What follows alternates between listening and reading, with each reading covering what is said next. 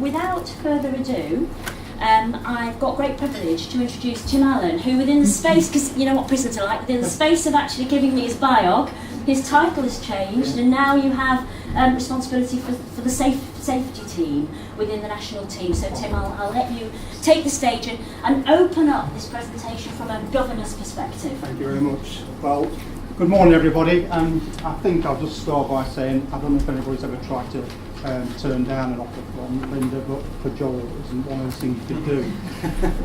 So, really a little bit about myself.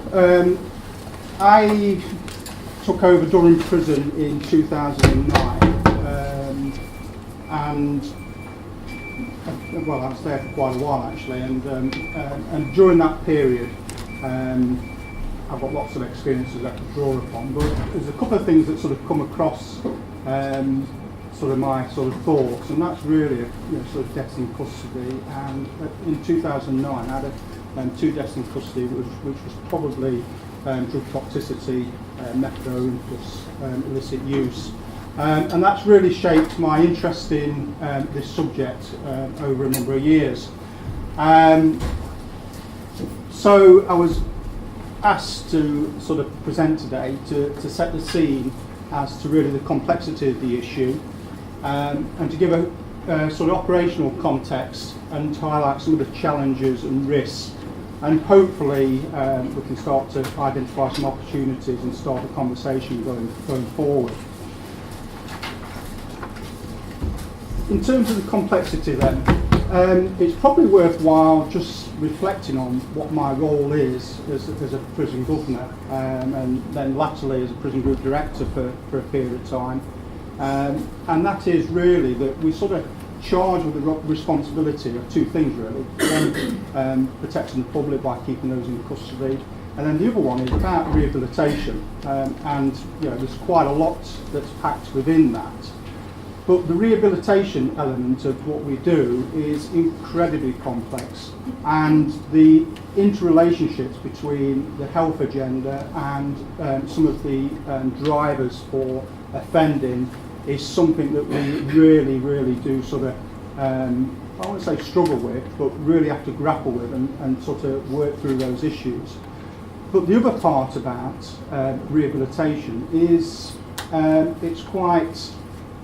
it's extremely complex, and if you start using models such as Maslow, one of the things that you've really got to get right is about the safety of the prison.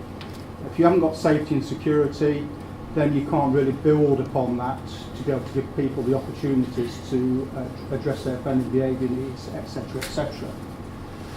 So within that context, a prisoner's mental and physical well-being is absolutely crucial to achieving the aims of what we're trying to do. And then the added complexity of that as a governor is how do you balance all those priorities, particularly with sort of the needs of the offender, making sure that all the different providers within the establishment and agencies are able to provide the services within that environment. So I think we'll cover risks and issues, because I think that's probably the message that we wanted to get over, and sort of talking with colleagues prior to that. I think it was really to try and sort of explore some of those issues and risks from my perspective, so that you can, when you're having the conversations today, you can sort of think about what that means. So from my perspective, looking back and reflecting on this over the last sort of few weeks and few days, I think some of the things that I grapple with is really the understanding from both prisoners and staff about this agenda, particularly about prescribed medications. And walking around a prison, if I had £1 for every time someone said to me, I've not got the medication I should be having. You're dealing with people's perceptions, and their perception is always right in their opinion. But the other part about that is really about that whole agenda about education, and do the prisoners understand what they should be getting, as the culture changed with a sort of in a view of a I must have or I'm entitled to agenda. but also from the staff that's working in the prison. So my officers don't really particularly understand your field. They have got a lot to deal with anyway, but for them to understand the importance of getting medication right, it's probably not at the forefront of their thoughts. So, and that leads on then to consistency. So we'll get people that transfer from prison to prison, and then the consistency of the approach from one site to another absolutely does cause issues for us. And frankly, prisoners talk, and they are masters of making the best out of an opportunity, as you'll all know. I think I'm being quite polite on that actually, aren't I? So they will look for ways of circumnavigating whatever rules you've got in place, and you need to be aware of that. But again, that comes back to the way that the prisoners work in the prison. So you'll get a prisoner or a man in say Durham prison. He'll go around 10 different people to try and get the right answer, and I'm sure it'll happen in your field as well. But more importantly, from my perspective, is the risks of prisoners not getting the correct medication. So as I sort of intimated at the beginning of the presentation, there's issues, and we have to be really honest about this. We have illicit substances within the prisons, and then the risks of giving medication sort of multiply those risks if they're topping up with illicit substances. But equally, to the other side of the equation, particularly on early days, if people are not getting the correct medication when they come into custody, the other risks that pose, particularly with mental health or physical health, but more mental health, the risks that can create with people not being stabilised sufficiently, really cause great operational issues. So they can manifest themselves as sort of possible disorder, damaging cells, protesting behaviour. I don't think if anybody's in this room has not seen anybody apparently go on the netting to try and say, I want my medication. The issues that cause from an operational perspective is immense. So if it's a long protracted one, we might have to call out a national team from Doncaster. There's one in the south at Kidlington, Oxford. And there's only 2 centres in the country that provide this support, specialist support, and then they have to travel. So Averill, for instance, it may take them 4 hours to get there. We end up with the regime closed down. It affects other prisoners. Prisoners get upset about their regime being curtailed, and it all sort of causes further problems. But it also closes the regime down and stops other agencies being able to deliver some of their interventions. So apart from that side of it, there's an immense cost to it. We also get people self-harming and potential taking their own lives because of that. More likely that's when people haven't got medication. I've sort of had previous PPO reports where the communications from the community into the prisons has not been the best, and there's been delays about getting medication, and that can cause significant sort of anxieties for prisoners, and it becomes extremely difficult to manage those. So we may end up with men on sort of ACT monitoring, even constant watch, which costs an absolute fortune, and I know the Commissioner will appreciate me mentioning that because they always say to me, why have you got somebody on constant watch? Well, frankly, if it's needed, and we will not take a risk, and we need to manage those individuals. Some other areas that are worth sort of discussing is if we've got extra medication, I'm talking prescribed medication now, in the prison, if it's not needed, if it's, and I'll say that in a way that we believe that prisoners obtain prescribed medications with a view of then selling it on. So it creates an illicit economy. The issues that the illicit economy causes with debt, the prices that they charge, what that leads to. So if a man gets into debt, I don't know whether people realise this, but debts can escalate. We have OCGs that are particularly adept at this. They target men when they come in from the community. If they know they've got lots of money, it can be almost extortion of thousands of pounds from the families outside to pay for that. When their funds or ability to pay large sums have dried up, then we start getting into sort of paying lower sums, taking the canteen off people, and the stress and harm that causes can lead to significant issues of self-harm and possible sort of people taking their own lives. So how we maintain, or from my perspective, how we maintain the sort of control of medication within the prison is absolutely something at the forefront of my mind.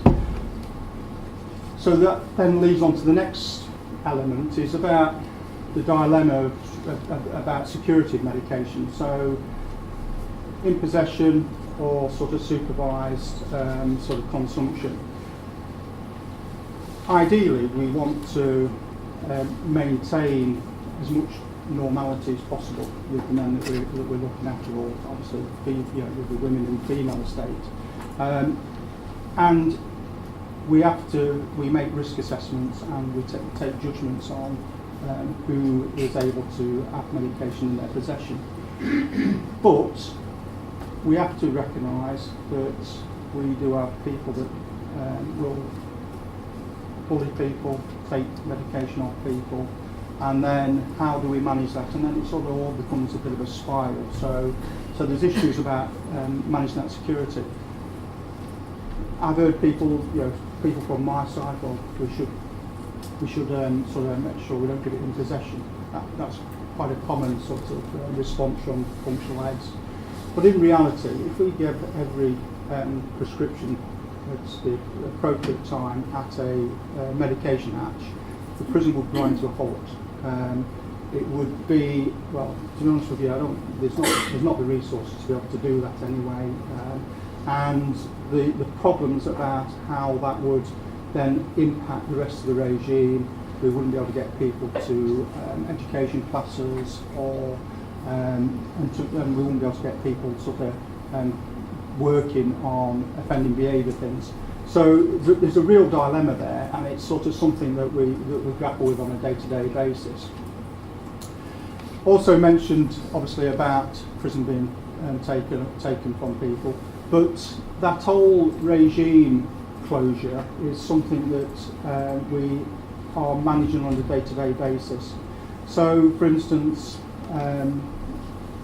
when we're talking about overdose, the issues that a prisoner going out to outside hospital causes means that we would probably have to take two members of staff off the detail, and that would have quite significant consequences because our staffing is quite tight nowadays, and then that then means that we may end up closing down a regime to be able to facilitate that. Okay. I know we've got all day. There's a couple of things I was going to mention, and that's really because there's lots of clinical people here. And one of the things is about really how we manage sort of medication, and the issue, I suppose, what's the response from a governor if someone takes medication off an individual. So we do have what's called adjudications. So we have prison rules. So prison rule 50 for adults, paragraph 12 actually, unauthorised article, and prison rule 50 for young offenders. That's the prison rules that govern sort of unauthorised possession. Now, some people sort of think about, well, we have prison rules about being under the influence of drugs. Now, prescribed medication probably wouldn't be charged under the sort of being under the influence of illicit substances, and the issue is it's probably because it's not an unauthorised article in reality. However, it's not unauthorised to the person that it's prescribed to. So if we do searching and we find a prisoner in possession of gabapentin or pregabalin, tramadol, I'm sure it's resonating with people. the person that it's found with, if he's not prescribed it, it becomes unauthorised because he's not authorised to have it. So under that rules, the Governor has the ability then to adjudicate on. And there's three elements that the Governor has to consider. That's knowledge, control and possession. So that's the three things that you're aware of. So where it's found, did the person know it was there? Did he have control of it? So if it's in his cell, particularly if it's a single cell, it's quite easy because he has control of that space. And was there an item there? So there's three elements to prove that.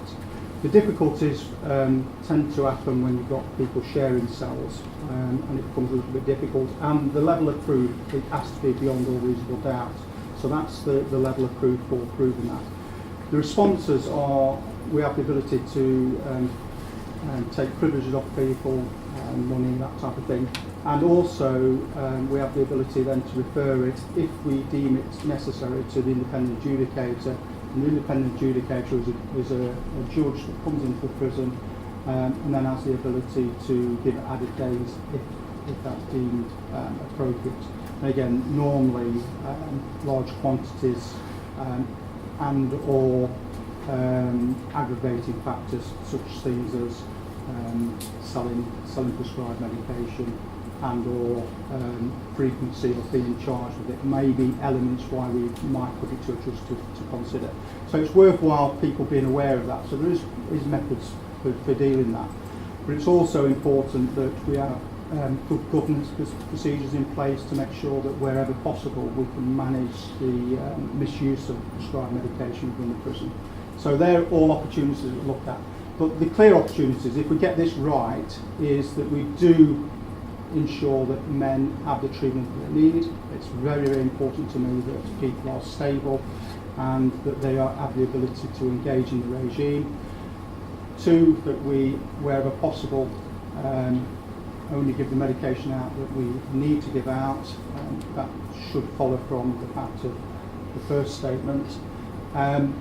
So that people that are able then to engage in the regime can address their offending behaviour, and hopefully we can help them to lead law-abiding lives going forward.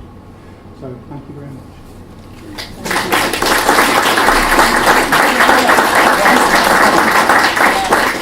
We're doing okay for time, right. So don't go away. I'm thinking just a couple of things really. Whilst we open for questions, I absolutely made the right decision to choose you to open. So thank you very much for setting the scene so effectively, and you certainly know all the nuances. I think you've done a brilliant job. I think it is an opportunity for us to question somebody who's had the role in handling, obviously I've had the opportunity of working with you obviously in Durham. Any questions about anything that you've heard, any issues that you want to raise for Tim? We're all right for time. Who's going to set us off? Thank you.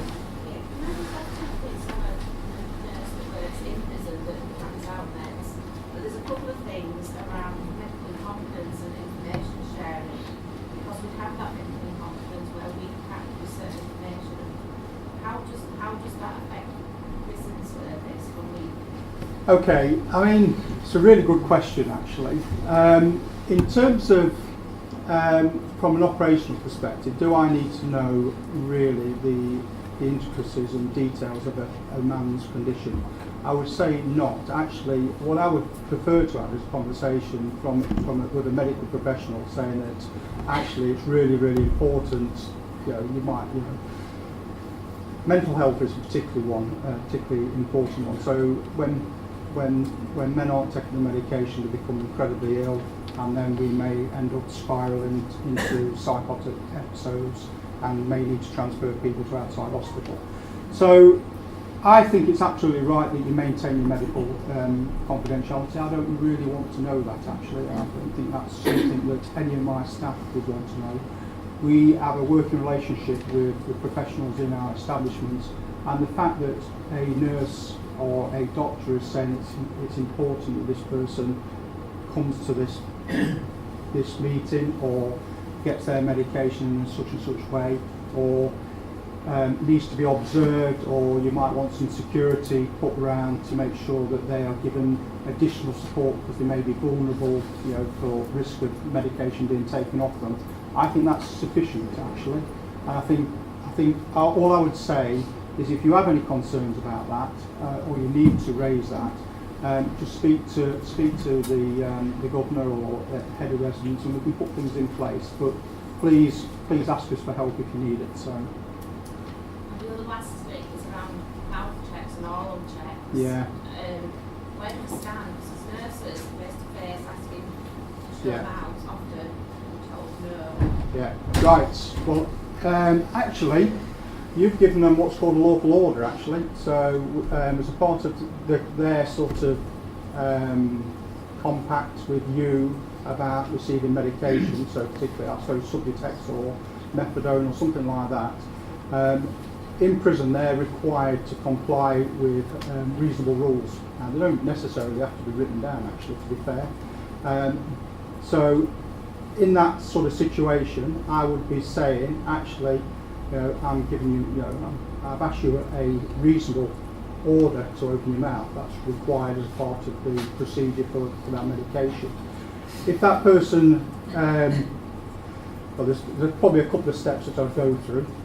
So ask them nicely, sort of courteous and all that. If someone refuses, you can say, well, actually, I'm giving you a lawful order to do that now. Prisoner, as soon as you say the word lawful order, will probably change his sort of view on that. Doesn't happen all the while. You may well get a negative reaction.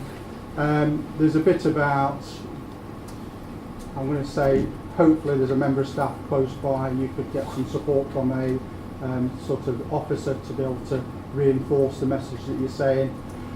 Finally, I would say if they still fail to comply, place them on report actually for failing to comply with the lawful order. And the lawful order is actually you've asked them to do something and fail to comply with it. It doesn't have to be particularly written down. So, and people may try and misuse that view, and if it becomes a real issue for you and it's a regular thing, you could always ask your governor if you'll put a notice out to prisoners to explain it. Really, really important that we use procedural justice sort of principles about explaining why we are doing things, explaining to prisoners the reasons and risks of people not complying, and it is a requirement, and you can put that notice out to reinforce it as well. Is that helpful?